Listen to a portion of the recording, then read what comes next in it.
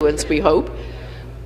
But here, we're just asking one to think a bit and act only for women's interests for a change.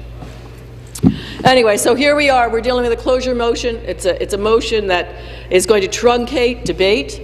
It's going to shut down time when women could speak out about this bill.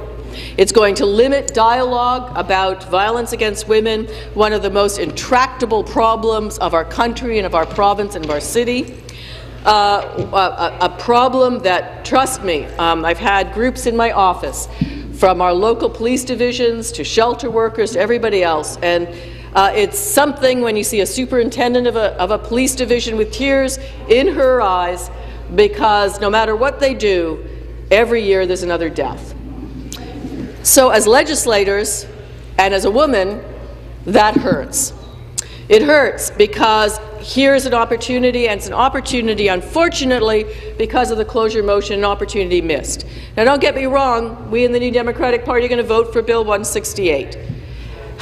What choice do we have? It's better than nothing. I would love to have a nickel for every time I've stood in this place and talked about Liberal legislation and said it's better than nothing. But, you know, quite frankly, better than nothing is not nearly good enough. In the week that commemorates December 6th, in a bill that presumably answers the requests of the DuPont and Vince family, you know, just a little isn't enough. I'm sorry. It's not enough. It's not enough.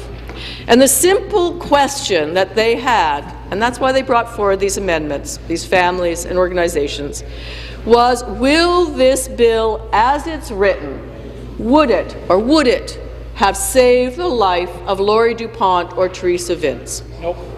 And the simple answer that they all gave was, no, without these amendments, it would not. How can that voice be ignored? How can it be shut down? How can it even be limited in terms of a closure motion so that we can't have fulsome debate about it? And again, you know, looking back over the motion, the simple little motion that's on the order papers about an all-women, all-party committee to look at one specific issue. I mean, this is the sort of thing one hopes the federal government does. Why can't the provincial government do the same? It's a very simple request. And again, you know, it's not because we want the glory over here for Bill 29. It's not that. It's not because I want to see my motion passed. You know, if the government had brought in under their own steam Bill 29, we might have raised a hand and said, well, you know, give thanks where thanks is due to our leader, Andrew Horwath, but we would have rejoiced that the bill had seen the light of day. If this motion that's on the order paper about an all-women's committee to look at violence against women, if the government brought that in, you know, quite frankly, my friends, I would just celebrate you. I would celebrate you. Because I would say, finally, for one of the most important issues that we could address in this legislature, finally we're all coming together. We've seen it done. Mr. Cleese here from Newmarket Aurora and I and Dave Levac from Brant all together co-authored a bill, first in Canadian history, that's sort of sad and glad at the same time, but first in Canadian history that three parties co-authored a bill to recognize the horror that was a Holodomor once a year. It's the right thing to do. Simply that, Mr. Speaker. Everybody agrees it's the right thing to do. Well, I would really offer the government this, that if that was the right thing to do, then an all-party, all-women committee looking at violence against women is the right thing to do too. And by extension, it would have been the right thing to do to bring in the amendments suggested by the Vince and DuPont families and by all of the other groups that work with abused and killed women and their families. Would have been nice if their amendments had been made part of Bill 168. So here we are, another closure debate, another bill, another better-than-nothing bill. Another commemoration of December 6th, another mention of the death of Laurie DuPont and Teresa Vince. The other day, and I was saying, you know, for all of the work of our lives, at least when we go home, it's a safe place. It's a loving place. We're lucky. We're blessed. But for many women, that's not the case.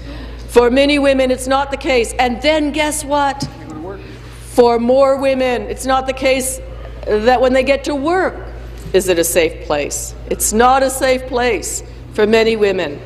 And after the passage of Bill 168, it still won't be a safe place for those women. It still won't be a safe place for those women. The tragedy is so immense, it really is. The numbers are so horrifying. We women have all, if not experienced, the horror that DuPont family and the Vince family went through. We've experienced at least a little bit of it in our lives. Just about every woman has. Just enough to know maybe to stay away from that guy, or enough to know to get some help because of that guy. Enough to know maybe we can quit our job, maybe the option to quit our jobs. They didn't. Maybe, just maybe, and this is truly a Christmas